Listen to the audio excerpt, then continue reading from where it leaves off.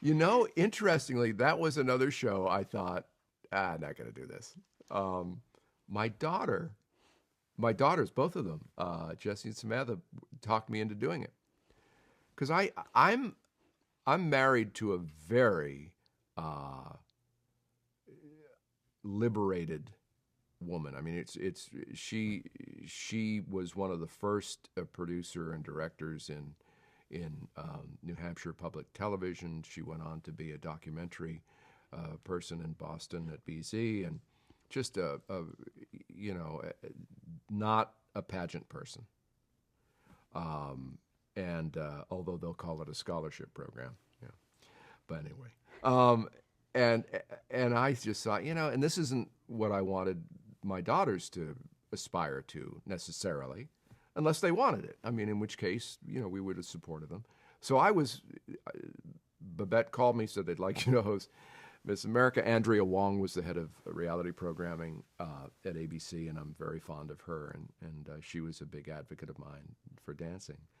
Um, and so I said no until my daughter said, you know, Dad, we get it. I mean, they were in like middle school and early high school at that point, I think, and they said, you love live TV. We're fine with the whole pageant thing. Just have fun. Go. They wouldn't ask you unless they thought you'd have fun. And it turns out I did have a good time. Why they never invited me back is that I was on a talk show after Miss America, and it went well. It went very well, and I really enjoyed the people and but I told this story during the dress rehearsal for Miss America. I was backstage looking over some notes, and all of a sudden, I am getting this really great shoulder and neck massage. And I turned around, and it was one of the Southern State contestants. And it was really, she's good.